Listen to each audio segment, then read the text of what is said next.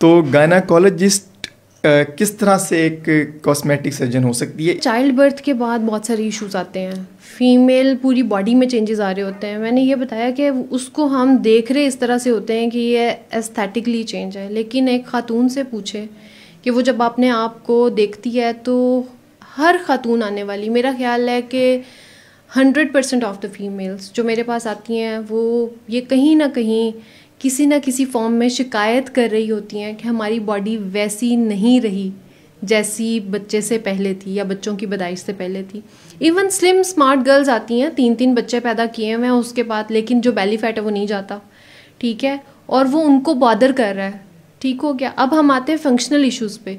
Like मैंने बताया normal delivery हुई है और बहुत ज़्यादा पुश किया उसमें, और उसके बाद उसको प्रॉब्लम जो देखने में आई वो ये था कि यूट्रस जो है वो प्रोलैप्स हो गया, और बेशक इतना नहीं हुआ जैसे पुराने दौर की औरतों में होता था, 9-9 बच्चे जिन्होंने 10-10 बच्चे पैदा किए होते थे, उसमें यूट्रस जल्दी प्रोलैप्स कर जाता था और वजाइना के थ्रू बाहर आ जाता था एक बॉल की सूरत में। अब तो सी सेक्शन का रेट भी क्योंकि सेफ डिलीवरी की तरफ चले गए हैं तो प्रोलैप्स का rate with the passage of time कम हो गया है। लेकिन अभी भी मेरे पास ऐसी गर्ल्स आती हैं जिन्होंने 1 या 2 बच्चे पैदा किए हैं, बहुत ज़्यादा पुश करने पे उनकी यूट्रस डिसेंट हो गई है और नेक्स्ट डिलीवरी फिर उनकी सी सेक्शन से उन्होंने खुद करवाई है अपने डॉक्टर से मशवरा करके। मेरे फ्रेंड सर्कल में बहुत सारे ऐसे लोग हैं, मेरे इर्द गिर्द बहुत जानने वाले ऐसे लोग हैं, और मेरे पास अपने पेशेंट्स इस तरह के हैं जिनके अंदर ये मसले हैं। सेकेंडली यूरिनरी लीकेज, ये एक ऐसा टॉपिक है जिसको वो बेचारी खुद शर्म के मारे भी घर में किसी से शेयर नहीं कर रही होती, लेकिन आके कंप्लेन क्या होती है कि मैं किसी के पास बैठ नहीं सकती, मेरे पास से स्मेल आती है। हस्बैंड कंप्लेन करता है, ठीक है, साथ वाले कंप्लेन करते हैं, मैं इधर से कपड़े चेंज करती हूँ, उधर से फिर स्मेल आने लग जाती है और वो कॉन्टीन्यूस ड्रिबल हो रहा है। ठीक हो गया। फिर कॉफिंग के साथ वो कहीं बैठी हुई है, वो पार्टी में है या फैमिली गैदरिंग में, वो हंस नहीं सकती, ठीक है, वो अपने दबा के बैठी हुई है, यूँ बैठी हुई है ताकि जो है उसका यूरिन लीक ना हो जाए, ठीक है, इसको स्ट्रेस इनकॉन्टिनेंस बोलते हैं।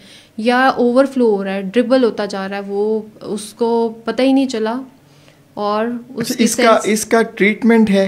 क्योंकि ये मैंने सवाल इसलिए पूछ रहा हूँ क्योंकि हमारी पुरानी अंडरस्टैंडिंग कह लें या जो जनरल लोगों को जितनी इन्फॉर्मेशन होती है तो ऐसे लगता था, या जो हमने सुन रखा है कि ये इस तरह के इश्यूज तब होते हैं जब आपके जो जो मसल्स हैं या वो जब वीक होते हैं, आप अपने मतलब असाबी तौर पे कंट्रोल नहीं कर पाते उन चीज़ों को, तो फिर ये इश्यूज होते हैं। या ये जिस तरह आप बता रही हैं कि ये मतलब फिजिकल इश्यूज हैं, क्या है ये? बिल्कुल फ़ाहद, इसके अंदर ना डिफरेंट फैक्टर्स होते हैं। फॉर एग्जांपल मैंने ये बताया है कि यूट्राइन प्रोलैप्स के अंदर कोई एक फैक्टर नहीं है। हो सकता है उसकी फैमिली हिस्ट्री हो, उसका कोलेजन वीक है, उसका टिश्यू इस तरह का वीक है कि उसकी मदर में भी हिस्ट्री थी पेशेंट की, और फैमिली हिस्ट्री खालाओं में, सिस्टर्स में ये हिस्ट्री है क्योंकि उसकी फैमिली में जेनेटिकली उसका जो है, और कुछ ऐसे डिजीज़ भी हैं जिसके अंदर टिश्यू वीक होता है तो उसके अंदर प्रोलैप्स की हिस्ट्री जल्दी होती है यंग एज में। लेकिन उस चीज़ को जो चीज़ एग्रेवेट कर सकती है, एक होता है पॉजिटिव फैक्टर और एक होता है एग्रेवेटिंग फैक्टर। कोई ऐसा फैक्टर हो जो जिसने उसको मज़ीद पुश दे दिया, ठीक हो गया, तो सब में तो नहीं है ना, जिसके अंदर वो हिस्ट्री है कोई, या क्रॉनिक कॉन्स्टिपेशन किसी में रही है।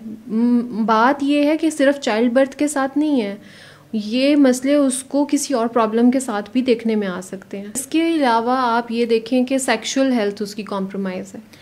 Sexual health in the sense कि शादी के कुछ अरसे तक तो रिलेशन ठीक रहा, उसके बाद लॉस ऑफ इंटरेस्ट, ये बहुत ज़्यादा कॉमन है हस्बैंड एंड वाइफ में। मेरे पास जो फीमेल्स आती हैं वो कंप्लेन करती, कपल्स आते हैं, ठीक हो गया। अब उसके अंदर जो कॉस्मेटिक गायनेकोलॉजी या एस्थेटिक गायनेकोलॉजी में जो एडवांसमेंट है उसमें हम पीआरपी, जैसे आपके फेस और हेयर में इंजेक्ट होता है, इसी तरह पीआरपी बना के डिफरेंट एरियाज़ जो कि सेक्सुअल सेंसेशंस को बढ़ा देते हैं उनमें इंजेक्ट किया जाता है, जिसकी वजह से काफ़ी इंप्रूवमेंट आ जाती है हस्बैंड वाइफ के रिलेशन में, सेटिस्फेक्शन में, ठीक है। अब इस सेटिस्फेक्शन के अलावा loss of feeling of sexual intercourse, ये बहुत कॉमन है। मेल्स कंप्लेन करते हैं फीमेल्स को, अपनी वाइफ्स को, कि they do not feel anything क्योंकि वजाइना लूज़ हो गई है चाइल्ड बर्थ के बाद। अब इसके ऊपर कोई बात करना नहीं चाहता, और अगर कर लें तो ये डॉक्टर ऐसी है, ये क्या बातें प्रमोट कर रही है, where we are heading as a nation,